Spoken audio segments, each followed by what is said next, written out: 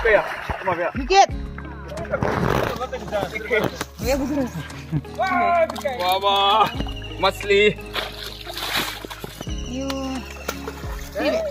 Ini listen.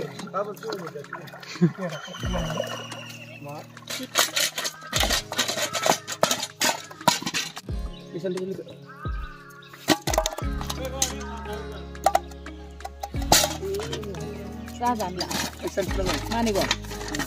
Ini asal masih. तो आज हम लोग बनाने वाला है और ये है लोकल थारो के लिप्स यानी कुसु के पत्ते। और आज कुसु के पत्ते के साथ ड्राई मछली देकर सब्जी बनाने वाला है। बहुत टेस्टी होता है।